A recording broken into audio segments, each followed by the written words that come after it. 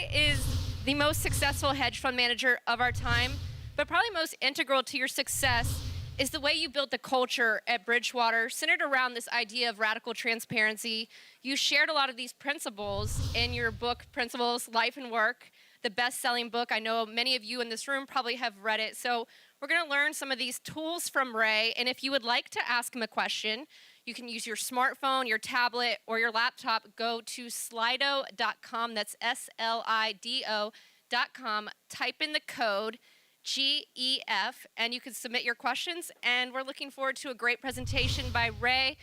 We will have a networking break afterward, but please be back by 4 p.m. And Ray, without further ado, I'll hand it over to you. Thank you. Thank you. Okay, do I use this one or this one? Okay, so I don't have to stand over here. Okay, thank you. What we're going to do is talk about decision making. Just by way of background, I'm at a stage in my life where I'm trying to pass along some of the principles that have helped me. I think basically life exists in 3 phases. In the first phase, you're dependent on others and you're learning. In the second phase, others are dependent on you, you're working and you're trying to be successful. And then as I move to the third phase, my goal is to help other people be successful without me. So I'm trying to pass along certain principles. I wrote a book on principles, which was life and work principles. And then I'm going to be in the midst of writing a book which will be economic and investment principles. And then basically everything I have to say is out, and then I'll go quiet. But anyway, when we talk about, what things are likely to happen and what stocks to buy or anything else, we're really talking about knowing how things work. In other words, there's a machine. Everything works like a machine, and the machine happens over and over again. And so principles are ways of dealing with reality to be successful. Every successful person has principles. I got in the habit of writing down my principles. It began when I first had the notion of when I did a trade, I wrote down the criteria that I would use to make that trade. And then with a period of time, I learned that if I could write those criteria down in a very specific way, in a very clear way, I could see how those decisions would have worked in the past. And that gave me perspective. And then I learned that if I could write those down clearly enough, I could create, then were formulas, today they call them algorithms, that would then take in data. And I found that that data, when it came in, could be processed a lot better by the computer than by me, because I couldn't process a lot of information. I couldn't process a lot of information, not nearly as much. I couldn't process information nearly as quickly, nearly as accurately, nearly as emotionally easy as I could with that machine. So my basic dynamic became to write down my criteria for making decisions and then putting them into algorithms and then building essentially the equivalent of a computer chess game. If you think I'm playing computer, you could build that computer chess game that would use your criteria for making decisions and have it operate in parallel with my own decision making, so that when they were at odds, I would reconcile them. More often than not, the computer was doing a better job than me because it would calculate things that are sometimes very complex, correlations between different asset classes and the like, and so on.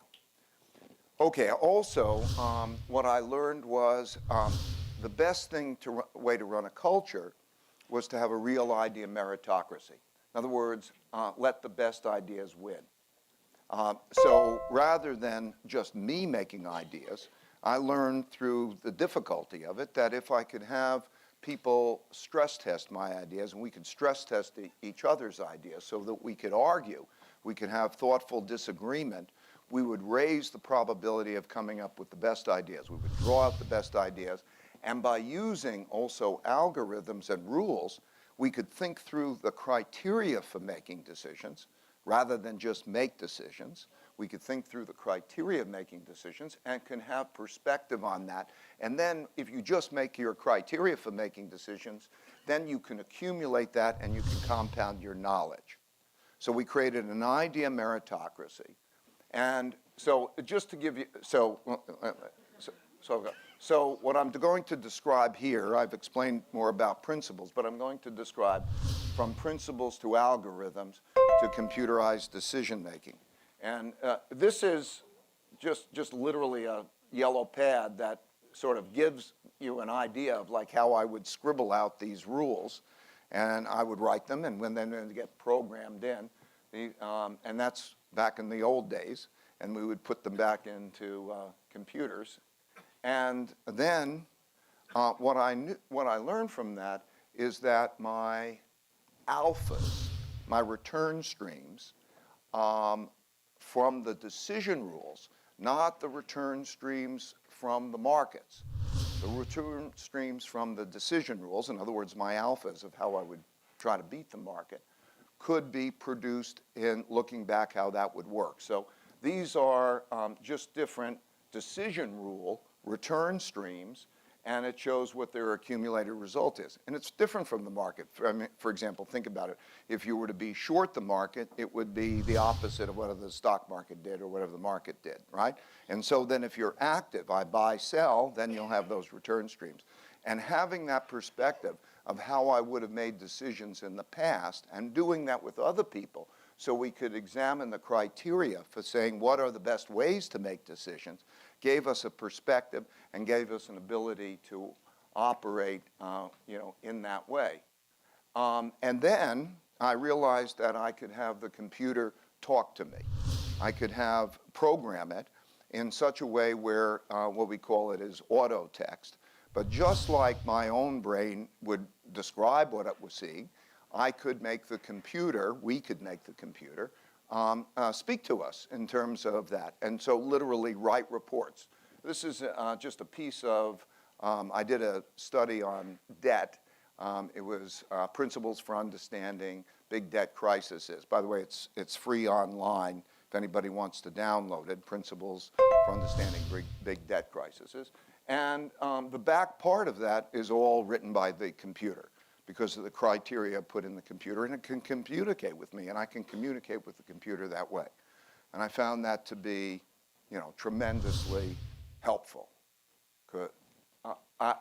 So then I wanted this idea meritocracy, and then I realized that what I was doing in the investment business, I could do in the management of the company.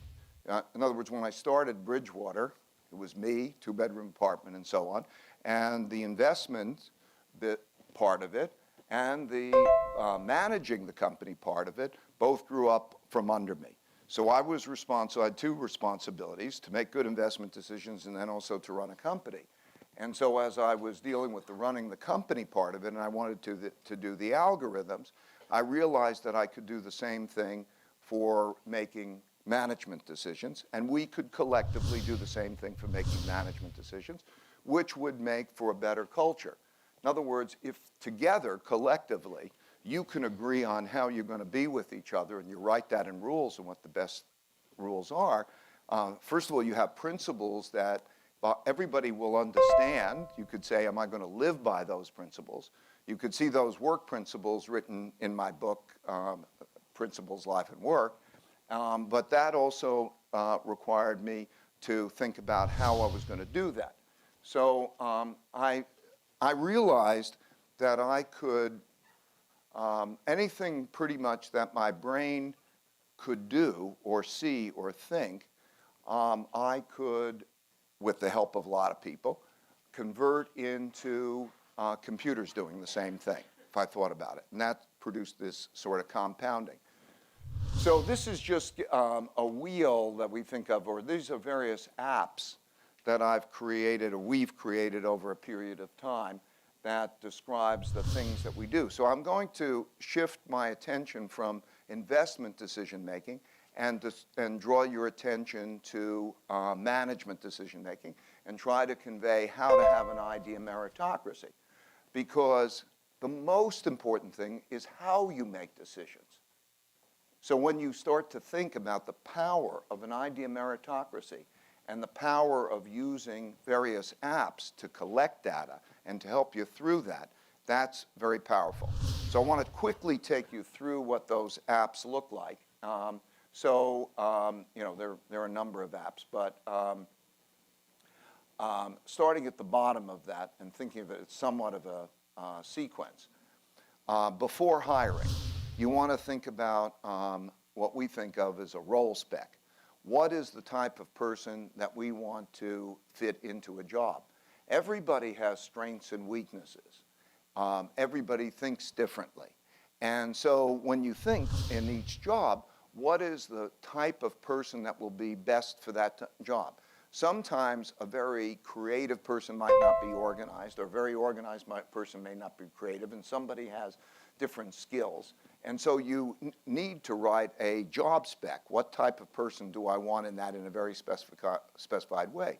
Because we use a lot of data to describe people, what they're like, we have these components. It's almost like, think of a person as being like a Lego set of attributes, okay? They have all those attributes, like a Lego set. And then you say, what are the attributes and what colors do I want those to be? And that's a job spec. And related to that, there's a tool called the Combinator that looks at people who work at Bridgewater, and it looks at those and it says, what are their attributes? So if I'm thinking, okay, I don't know, there's Russell, and here's Russell, and what's he like? It will convert him into his component parts, his Lego bits. And so if I could say, I'd like a Russell, and I'd like a Sally, and Harry, because they're doing great at that job, what are their attributes? I can reverse engineer that and say, okay, now what are their attributes, because I want to get another one of those. So that's how you got the job spec. That's what that tool is. Then before a person comes, we want to look at them. So we want to look at them and make an assessment. So there are, what information do you get? You get a resume, and you get, and we ask them to take some personality profile tests that sort of give an idea of what their personality profiles are, and so on. And we can extract from that information, just like you would look at a resume. You might say in a resume, oh, this person is very linear. They've always stayed on a track. They've done very well in school and so on. Somebody else, they might say, oh, they're very creative. They're interested in operating in this way. Whatever the criteria are in your own head, you could look at that and convert a resume into data, and it could read it the way that you want to read your resume to make those assessments. And you can do that in conjunction with others so that now you can read a resume, or you could have the computer read the resume and discern what you want out of that resume. And that, together with tests, these personality profile tests, help us identify those who have the specifications that we're looking for to narrow down before we do interviews and discussions like that. And so that's what that first combination of apps, first the spec, and then the assessments and the resumes. Okay, then through interviews and so on, we hire a person, and then we have them go through courses and cases. Now, because get this, we tape almost everything for everybody to see. We have radical transparency. And that doesn't mean that we have personal matters discussed or proprietary matters discussed. But in order for me to run an idea meritocracy, I wanted everybody to be able to see anything so that there would be an understanding that there's no spin. And then they could be able to question me on anything, and we can have it. That power of being able to have radical truthfulness and radical transparency has the effect of building trust, building understanding. I mean, we can get into hell of an arguments about things, but we're still having that radical truthfulness and that radical transparency to work ourselves through. And because of that, we can take people into experiences that existed before, because what we've done is to create these cases that are virtual experiences. And what I mean by that is you'll go into a realistic case, and you'll be sitting there, and it's happening, just like reality TV, and it'll pause, and it'll ask you questions. What's your reaction? What would you do in that situation? So it creates a virtual experience, and it also collects data on people to see what their reactions are, and it starts to integrate on that. So that's what the courses and cases are. That's what they do that in a boot camp, we call it, a 3-week boot camp. Then we have a tool which we call a coach. And a coach is something in which, rather than there being a book of principles and so on, which there is, but it's more, it's a system in which one says, I've got this type of problem, or I've got this type of situation, and what principle would be most helpful? And it then directs them to the principles. And that tool also, we let people, it's built so that people could put in their own principles. I think this would be something that is very, very helpful to other people. I would recommend it to you all, that rather than to just make decisions, when you're making decisions, think about your criteria for making decisions, and you write those criteria down, those principles down, so that when another one comes along, you can think, what is that other one, and what are my principles for doing it? And you'll refine those principles over a period of time. And you also are able to communicate with other people effectively. So it builds a culture in which we all can agree on what our principles are. So in doing that, well, that's what that coach tool does. It gets you easy access to that. Then there's another tool which you call the dot collector. The dot collector in meetings or outside of meetings, it tells what people think about each other, and it also does a number of things that I'm going to explain to you in a minute, and I'll show you how the tool works. And all of that data collection is put into what we call a baseball card, or it's about me and others. So now that data is collected on people, meeting by meeting, project by project, and so on. And then every day, there's the equivalent of a 360 review. And then you start to learn about yourself, and you start to learn about other people. So people usually at the end of the day, they go to this and they say, okay, what's the dot collecting like? And it serves the purpose also of, over a period of time, making the connection between the day-to-day behaviors and what the annual review looks like. Then there's a tool called an issue log. And what I did is I put into place this tool because I said, if there's anything that goes wrong, I want you to log it. If there's anything bad that you see that's bad, you log it. If you don't log it and I see it's bad and that happens 3 times, you're out of here.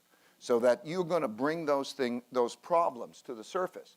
It makes management just so much easier because, let's say, if a manager, you're running a department, and you say, listen, I don't have to go look for all of the hidden problems that people want, that they have to log them, and they're issued like 1 to 5 in terms of severity, and I can go there and I can take a look at those problems. Then I can easily deal with those problems and go beyond those problems to think about how do I deal with it, how does my machine work to produce those problems and the like. That's what an issue log is.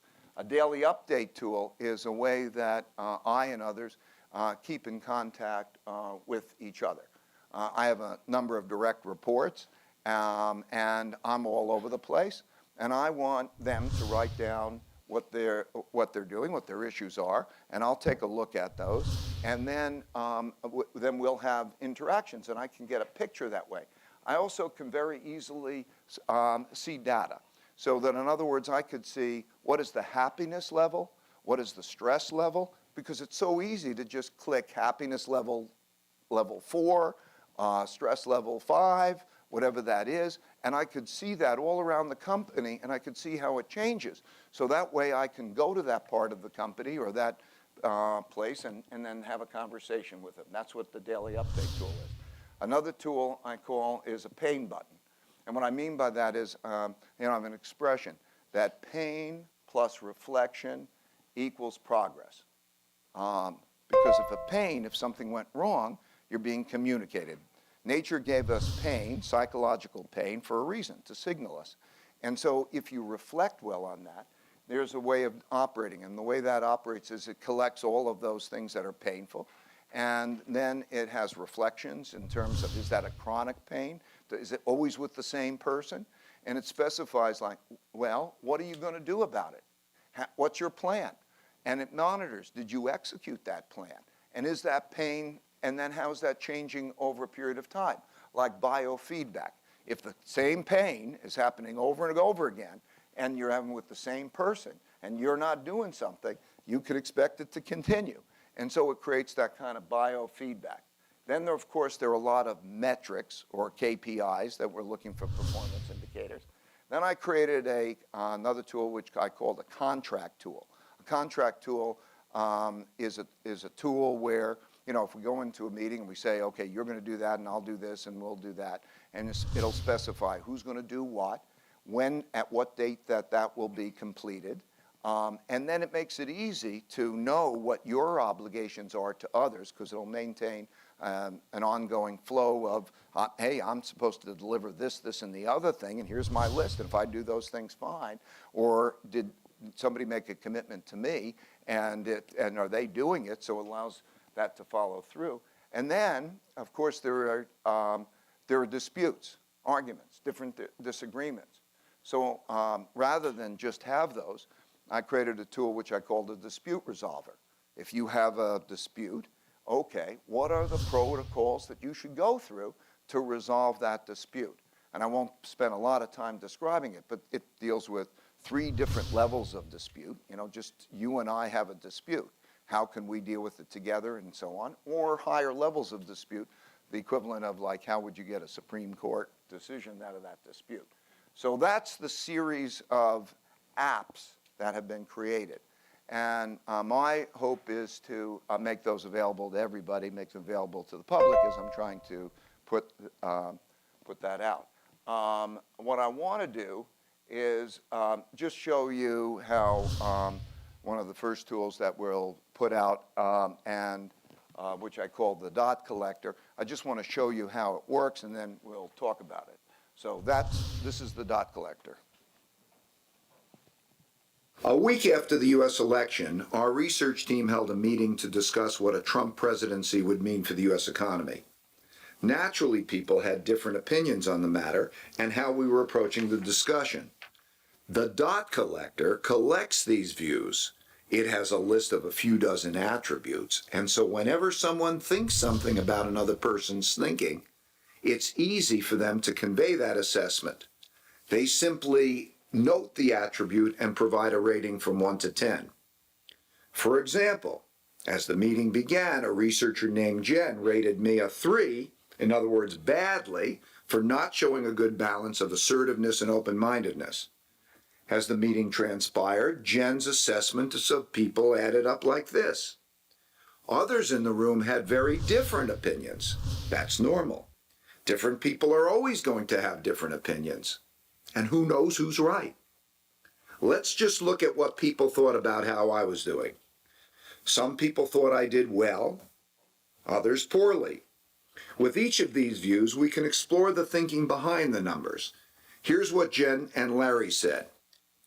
Note that everyone gets to express their thinking, including their critical thinking, regardless of their position in the company. Jen, who's 24 years old and fresh out of college, can tell me, the CEO of the company, that I'm approaching things terribly. This tool helps people both express their opinions and separate themselves from their opinions to see things from a higher level. When Jen and others shift their attentions from inputting their opinions to looking down on the whole screen, their perspective changes. They see their own opinions as just one of many, and naturally start to ask themselves, how do I know my opinion is right?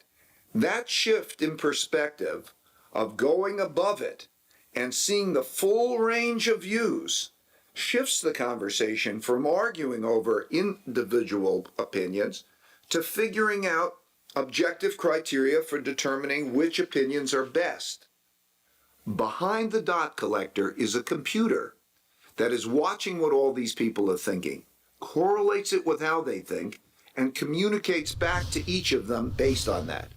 Then it draws the data from the meetings to create a pointillist painting of what people are like and how they think. And it does all that guided by algorithms. Knowing what people are like helps to match them up better with their jobs. For example, a creative thinker who is unreliable might be matched up with someone who is reliable but not creative. Knowing what people are like also allows us to decide what responsibilities to give them and to weigh our decisions based on people's merits. We call it their believability. Here's an example of a vote that we took where the majority of people felt one way, but when we weighed people's views on the basis of their merits, the answer was completely different. This process allows us to make decisions not based on democracy and not based on autocracy, but based on algorithms that take people's believability into consideration. Yeah, we really do that. So just to give you a little bit more of an explanation and carry that through for the dot collector, which will be available to the world in the not too distant future, maybe 3 months or so. So it encourages people to freely express what they really think, independent of hierarchy. That creates ownership. There's no spin. And that ownership, people can't care if they have to bottle up their thoughts and then they don't own it. But when I have a principle, speak up, own it, or get out. Because if they have a problem and they're not speaking up, that's their problem. If they have a problem where they can speak up in a non-hierarchical way, that's what really creates an idea of meritocracy. It provides real-time feedback on strengths and weaknesses, like a daily 360 review. It helps people see things through others' eyes instead of just being stuck in their own minds. It offers, in the moment, computer-driven coaching on how to best handle a situation because it knows you, knows each individual person, knows their circumstances, reminds them, it knows what else is going on around them and can provide that coaching. It enables the polling of a group to make everyone's views transparent and to draw an important disagreement. Like right now, the only people we know who they're thinking of is the speaker. There's such a bottleneck, and all of you are thinking radically different views. Now, just imagine if it was all lit up because you're now communicating this way. And so now everybody right here, I would know what you're thinking. You would know what each other's thinking. That's a power because otherwise it's stuck in, the vocal cords. And then it allows believability-weighted decision-making. That's a whole other topic. In other words, I don't think autocratic decision-making is best. When I started the company and ran it all along, I worried about being wrong. The markets teach you a lot of humility. I know that if I'm going to be stress tested, I'm going to be better off if I'm stress tested. And others are going to be better off if they're stress tested. So if we wherever the best idea comes from is where I want to get. That's what I want to get. And so by being able to say, rather than autocratic or democratic is stupid in terms of decision making because that treats everybody's values, abilities as being about the same. And that's not true. There's a big difference. So by being able to assign believabilities and almost do believability-weighted decision-making, you can make a lot of progress. And then it collects data from across the organization to create a rich picture of what's going on in the whole organization. And then it tracks individual performance through time so people could see how they change or they don't change and what to do about that.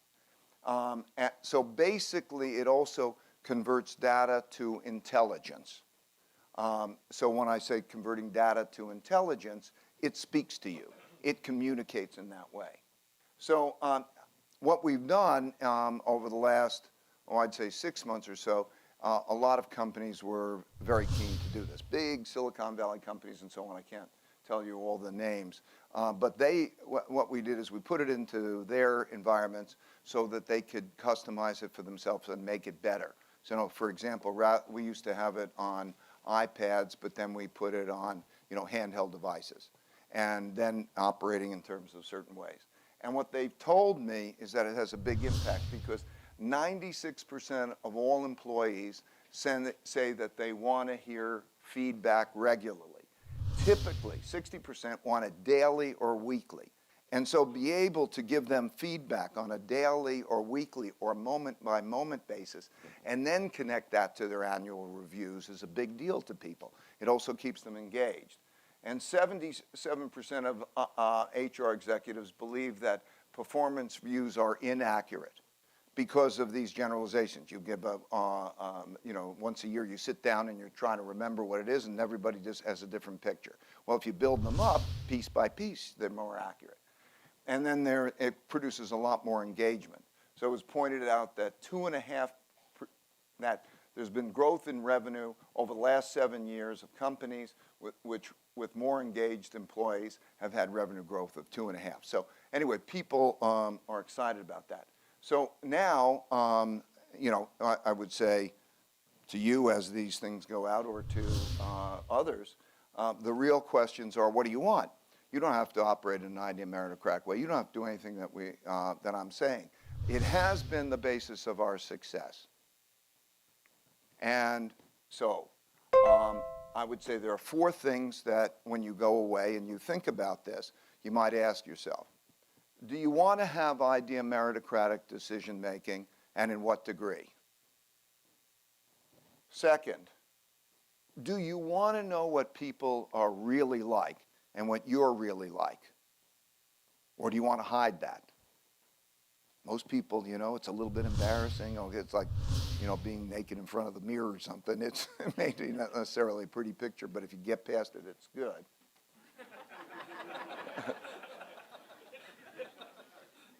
How truthful do you want to be with each other? And how transparent do you want to be with each other? You can do whatever you want. And then, do you want to have algorithmic decision-making part of your decision-making process? Or do you want to just keep it in your head? I guarantee you that you will fall behind. I think unless you do most of these things, including certainly the algorithmic decision-making. So that's it. And what I'd like to do is take your questions.